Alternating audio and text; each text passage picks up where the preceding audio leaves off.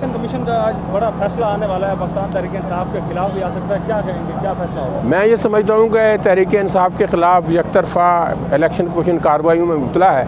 तहरीक इंसाफ की क़यादत को इस बात का ख़दशा है कि हमें तनहा करके हमारे ख़िलाफ़ ये रेफरेंस दायर किया गया था और इसमें नतीजा निकाल रहे हैं। तो बहुत सी कुव्वतों की ख्वाहिश है कि तहरीक इंसाफ की क़यादत को कालअदम करा दिया जाए, लेकिन मैं समझता हूँ ये फ़ौरन फंडिंग का केस नहीं है तहरीक इंसाफ के ख़िलाफ़, ये ममनुआ फंडिंग का केस है। और ममनुआ फंडिंग की मैक्सिमम सज़ा जो इलेक्शन कमीशन दे सकता है अपनी इंतहा पर जाकर, वो जो फ़ंड्स हैं उनको ज़ब्त कर सकता है। इसके ख़िलाफ़ वो इतला दे सकता है कि मरकज़ी गवर्नमेंट को कि हमने ये पॉलिटिकल पार्टी है, इसके फ़ंड ज़ब्त हुए हैं, क्योंकि ममनुआ फंड में इससे ज़्यादा इसकी सज़ा मुमकिन नहीं है।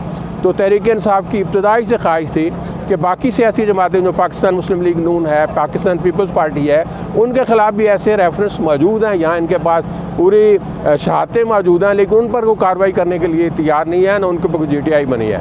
तो तहरीक इंसाफ को ये खदशा है कि अगर यहाँ से तहरीक इंसाफ के ख़िलाफ़ कोई ऐसा गैर कानूनी गैर आइनी फ़ैसला होता है तो फिर तहरीक इंसाफ सुप्रीम कोर्ट के जाकर इस फैसले को सेटिसाइड कराने की कोशिश करेगी।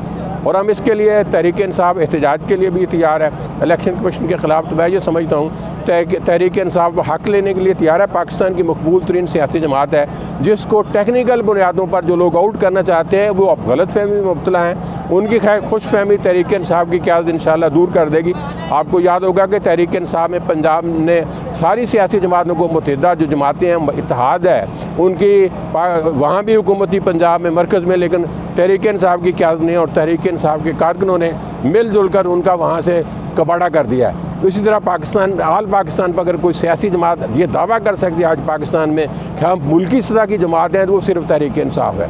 और पाकिस्तान पीपल्स पार्टी सिंध तक महदूद हो गई है और पाकिस्तान मुस्लिम लीग शहरों तक महदूद है, उसका भी वहाँ से जड़ उखाड़ी जा रही है। तो आज पूरे पाकिस्तानी कौम बेदार हो गई है, बाशऊर हो गई है। वो समझते हैं कि जो हमारे लीडरान हैं उनको दयानतदार होना चाहिए, ईमानदार होना चाहिए, सादक होना चाहिए, अवाम में खदमतगार होना चाहिए।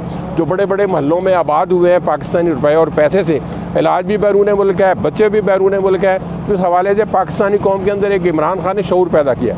उस शऊर के नतीजे में कि हुकूमतें ज़्यादा हम नहीं होती, लेकिन ज़्यादा हम बात ये होती है कि अवामी सतह पर एक ऐसी शऊर की लहर पैदा हुई है जो पाकिस्तान ने 40 साल के बाद ये शऊर की लहर देखी है।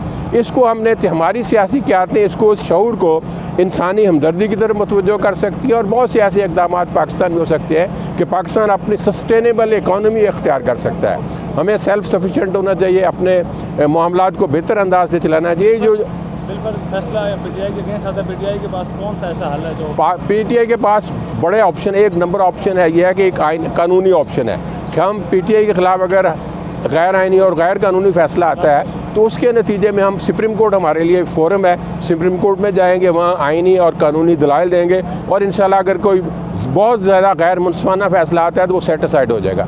दूसरी ऑप्शन यह है कि वहाँ पाकिस्तान के अवाम को बेदार किया जाएगा ताकि महज अदारे जो नॉमिनेटेड अदारे हैं, मुलाजमीन पाकिस्तान है, हुकूमत के बैतुल माल से पैसे लेने वाले हैं, वो बड़ी एक अवामी और कसरत रखने वाली पार्टी को इस तरह वो नेस्तो नाबूद नहीं कर सकते तकनीकी बुनियादों पर।